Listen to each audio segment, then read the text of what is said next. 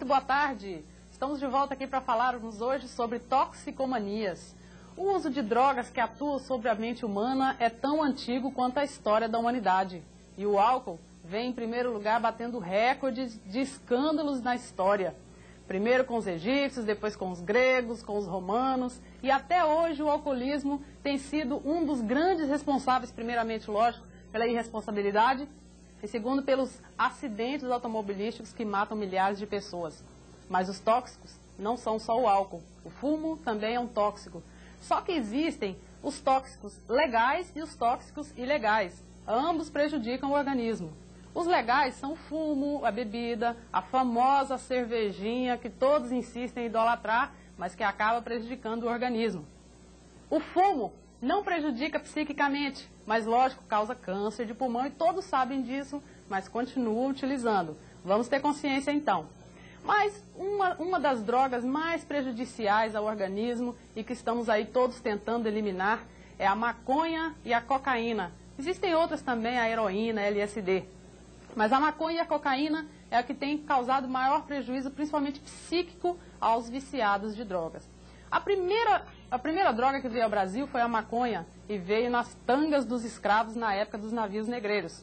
Hoje essa planta é proibido o cultivo dela tanto no Brasil quanto em alguns países, mas ainda há alguns, como a Bolívia e o Peru, onde essa planta é cultivada. Acontece que ela atua no sistema nervoso ou estimulando ou causando depressão.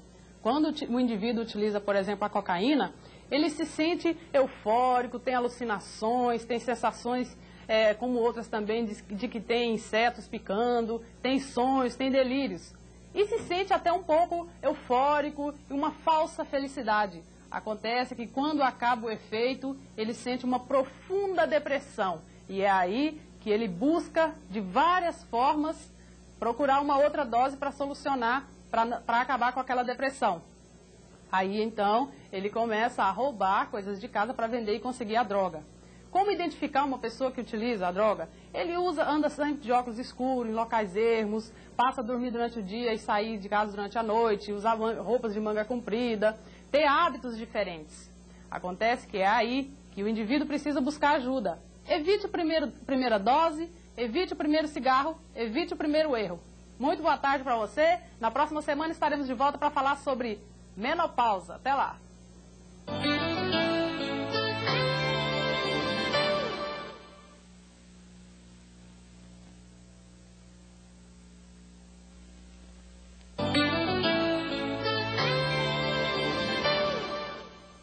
Muito boa tarde. Estamos de volta aqui hoje para falar sobre menopausa.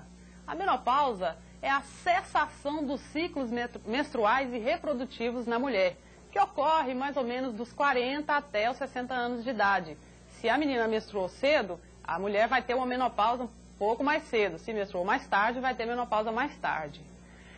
Esse momento da vida da mulher dura de 4 meses até 3 anos, mais ou menos, onde os principais sintomas, o primeiro, lógico, é a cessação, acabam os ciclos menstruais na mulher.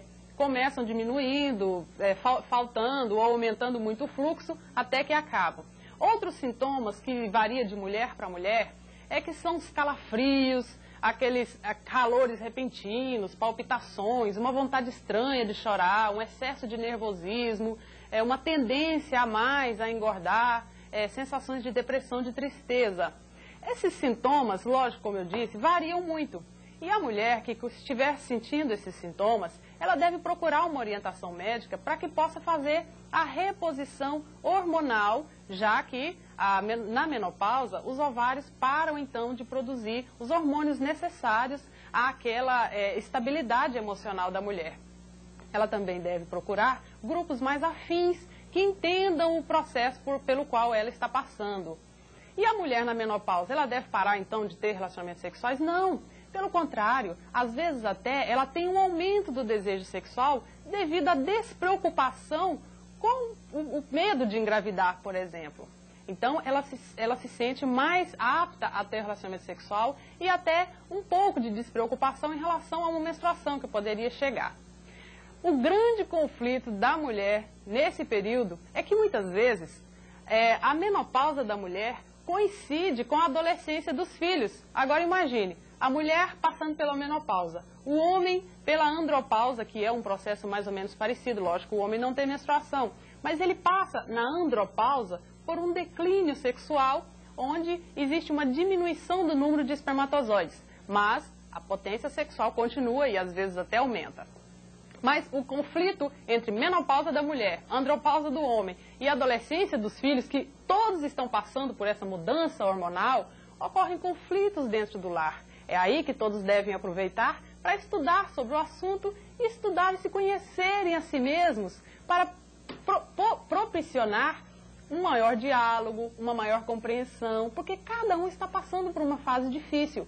Então, aproveite essa fase para estudar, para se aperfeiçoar. Para você, um abraço, até a próxima semana, quando falaremos sobre gravidez. Até lá!